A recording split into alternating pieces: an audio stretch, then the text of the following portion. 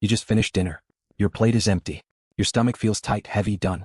And yet somehow you are already thinking about dessert. Your body says stop. Something else says one more bite. That second voice is older than you think. Far older. It is not weakness. It is not a lack of willpower. It is a signal broadcasting from deep inside your brain, sent by ancestors who never once saw a grocery store. What if the thing you call a sweet tooth is actually a survival instinct that forgot to update itself? Start with the basics. Fullness and craving are not the same system. Fullness is measured in your stomach and gut. Stretch receptors fire. Hormones like leptin and cholecystokinin tell your brain that enough food has arrived. That message travels up to a region called the hypothalamus, which acts like a control room for hunger. But craving lives somewhere else entirely. It lives in the brain's reward circuitry in a structure called the nucleus accumbens. This is the part of you that lights up for pleasure, for anticipation, for wanting. And sugar speaks directly to it. Louder than almost anything else in nature. Here is where it gets strange. Your stomach can be completely full and your reward circuitry can still be starving for more. Not for calories. For the hit. The neuroscientist Nicole Avena, who has spent years studying sugar's effects on the brain, found that sugar triggers a release of dopamine in ways that resemble certain addictive substances. Not identical, but similar enough that the same pathways get activated. Your brain does not just enjoy sugar. It remembers enjoying sugar. And it wants that memory again regardless of what your stomach reports. Why would evolution build something so easy to exploit? Because for almost all of human history sugar was never a problem. It was a rare and precious signal. Ripe fruit means summer. Summer means abundance before a hard winter. Honey means a dense burst of energy worth risking bee stings for. A sweet taste in nature almost always meant something safe to eat and packed with fast fuel. There was no such thing as too much sugar on the savannah. There was only not enough. So the brain evolved a simple rule. When you find something sweet, eat as much as you possibly can, because you may not find it again for months. That rule worked perfectly for 2 million years. Your ancestors were not undisciplined. They were efficient. A brain that craved sugar intensely was a brain that survived lean seasons. The ones who felt nothing when they found a fig tree, who casually ate one and walked away, quietly lost the genetic race. The ones who gorged, who felt that pull to keep eating past comfort, passed on the exact wiring you carry today. You inherited a craving built for scarcity. Then you were born into a world of endless supply. Consider what changed. For most of human existence, concentrated sugar existed almost nowhere except fruit, and even sweet fruit contained fiber that slowed digestion. Refined sugar, the pure crystallized kind, is a modern invention.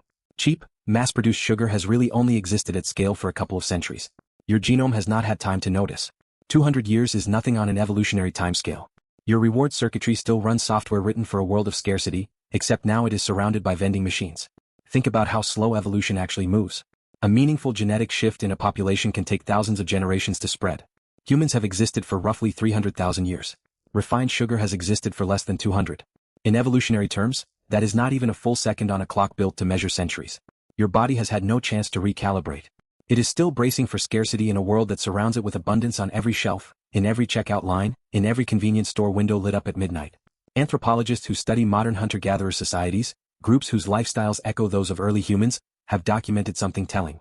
When honey becomes available, some groups will travel long distances and risk real physical danger just to get it.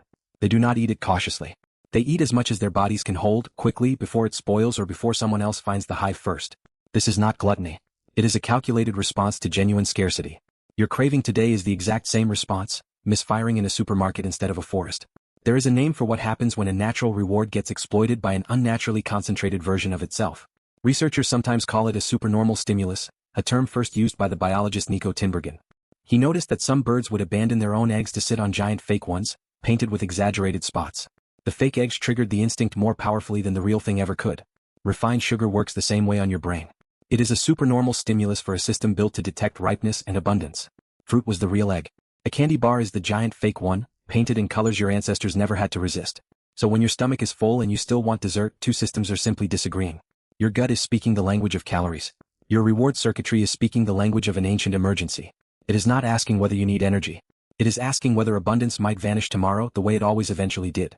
Of course it says yes. It has never been told otherwise. Think for a moment about how strange this disagreement really is.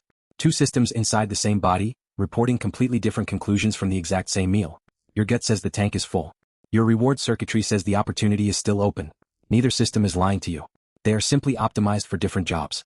The gut evolved to prevent you from overdistending your stomach in a single sitting. The reward circuitry evolved to make sure you never walked away from a rare and valuable resource too early. In a world of scarcity, both systems could coexist peacefully, because opportunities to overeat sugar were so rare that the conflict barely mattered. In a world of endless soda machines and bakery aisles, the conflict now happens daily, sometimes hourly. There is more to the story than dopamine. A study led by researcher Dana Small examined how sweetness and calories interact in the brain, and found that your brain tracks them somewhat separately. That is part of why diet sodas can still trigger craving. Sweetness alone sends a signal even when no real energy follows. Your brain expected a payload of calories to match the sweetness. When it does not arrive, the craving does not fully resolve. It lingers, waiting for the fuel it was promised. Stress adds another layer. When cortisol rises, your body pushes for quick, dense energy because ancient stress usually meant physical danger requiring fast fuel. Sugar delivers that fast. This is why comfort food so often means something sweet, not something bland. Your ancient wiring is not comforting you emotionally. It is preparing you for a fight or a run that, in the modern world, almost never comes. Think about the last time you felt overwhelmed at work or after a difficult conversation or during a stretch of bad news. Did you reach for a salad? Almost certainly not. You reached for something sweet, something dense, something fast. That is not a coincidence, and it is not a character flaw. Your nervous system does not know the difference between a saber-toothed cat and a stressful email. It only knows that danger has been detected, and danger has always meant one thing biologically. Get fuel now in case you need to run or fight in the next few minutes. The email will never require you to run. But the ancient alarm bell rings exactly the same way regardless. There is also a modern engineering problem layered on top of an ancient biological one. Food companies did not invent your craving for sugar. But many of them learned, through decades of trial and testing, exactly how to trigger it as intensely as possible. There is a concept in the food industry sometimes called the bliss point, the precise combination of sugar, fat, and salt that maximizes desire without triggering the brain's natural sense of being sated. Products are engineered, quite deliberately, to sit right at that peak. This is not a conspiracy theory. It is publicly documented industry practice. Your ancient craving did not create these products. But these products were built to exploit that craving as efficiently as possible, the same way a supernormal stimulus exploits an instinct that evolution never expected anyone to weaponize. None of this means you are broken. It means you are running very old code inside a very new environment. Your ancestors who felt the strongest pull toward sweetness were not flawed. They were the reason you exist at all. The craving you feel after a full meal is not your body failing you. It is your body doing exactly what kept your ancestors alive through 100,000 winters. The mismatch is not personal. It is historical. There is a strange comfort in knowing this.